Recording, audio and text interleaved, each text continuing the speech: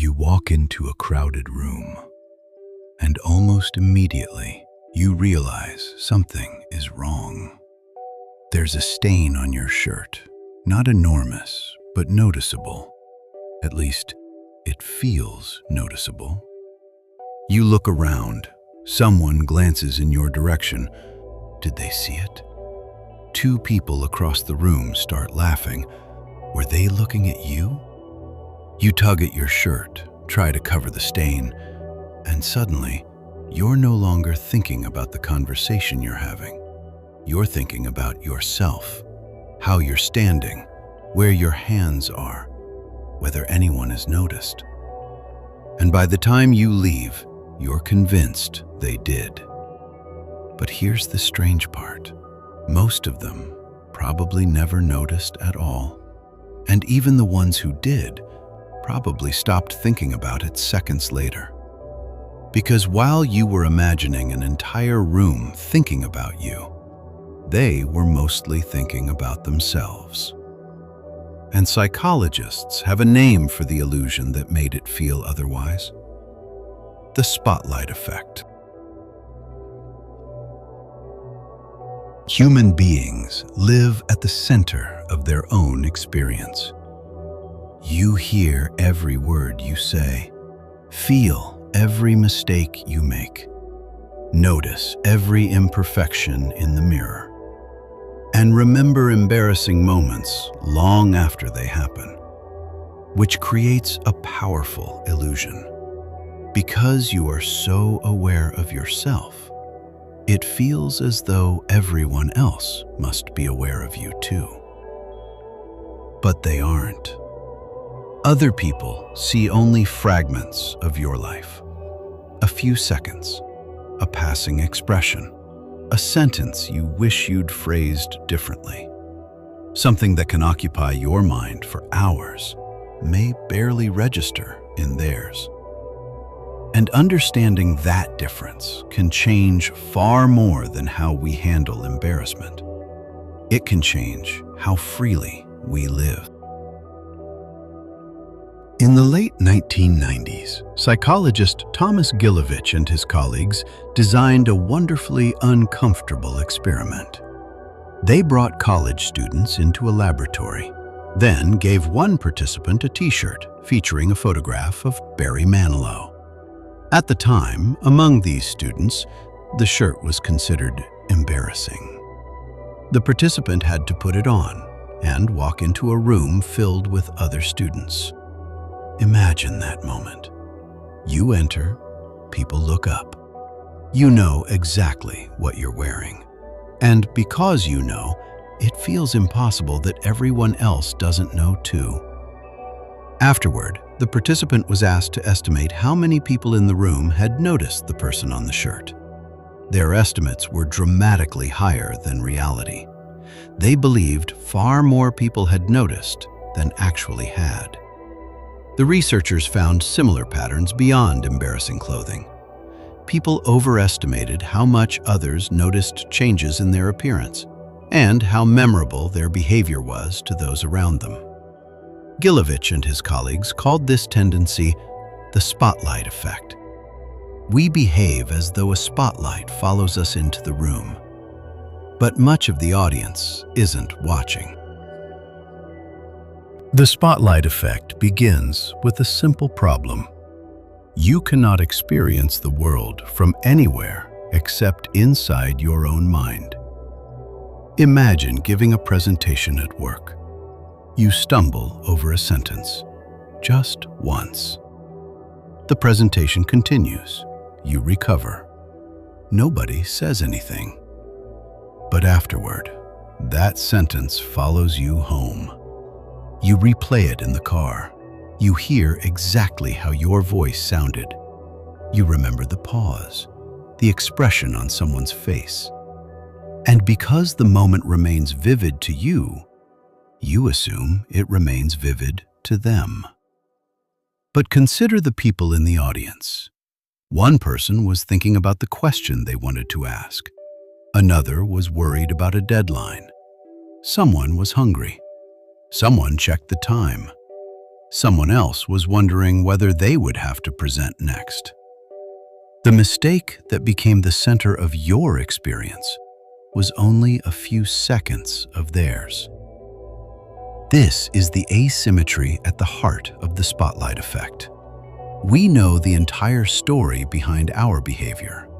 Everyone else sees a scene, and then their attention moves somewhere else.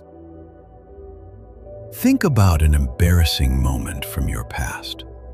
Maybe you gave the wrong answer in class, tripped in front of strangers, forgot someone's name, made a joke that nobody laughed at, sent a message to the wrong person, or walked confidently into a room only to discover you were in the wrong room. You may still remember it years later. But now ask yourself something different. Can you remember an equally embarrassing mistake made by a stranger 5 years ago? Probably not. And that's revealing. We grant other people's mistakes something we rarely grant our own: permission to disappear.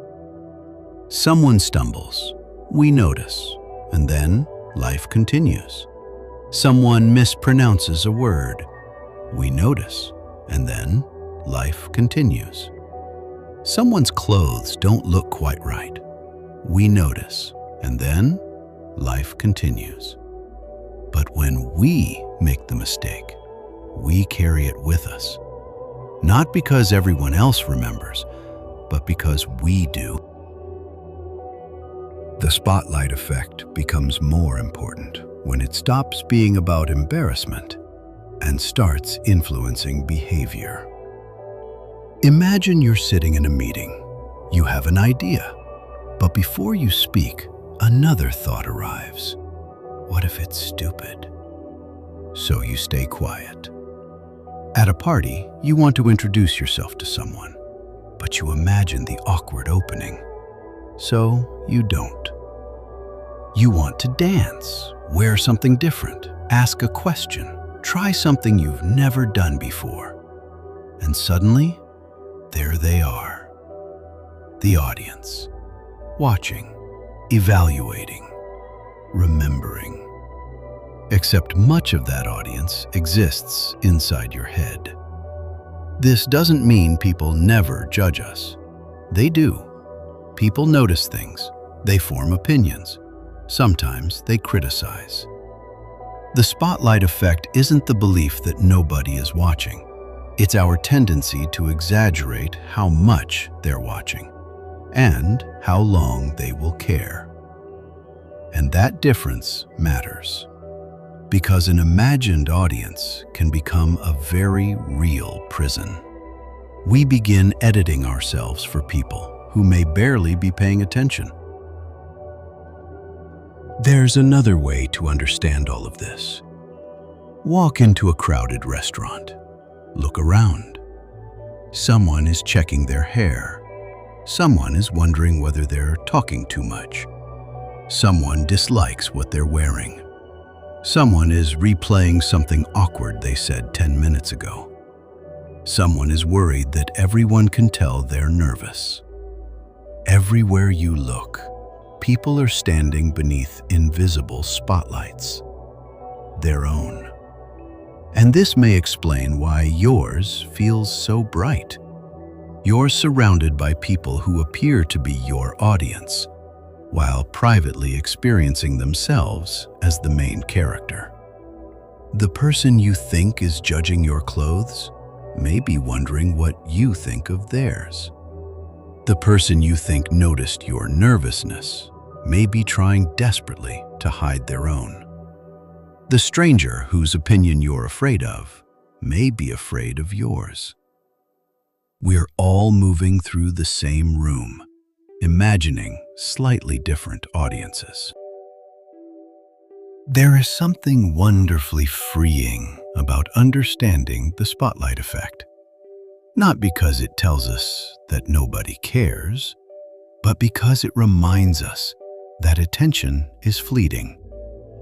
Your mistake probably isn't the story of someone else's day. Your awkward sentence probably won't follow them home. That thing about your appearance you can't stop noticing may never have entered their mind. And the moment you're still replaying tonight may already have disappeared from everyone else's memory. So ask the question, introduce yourself, wear the thing, offer the idea, dance badly. Try. Because somewhere along the way, most of us began living as though an audience were keeping score. But the room was never watching as closely as we imagined. The spotlight was real. We were just the ones holding it.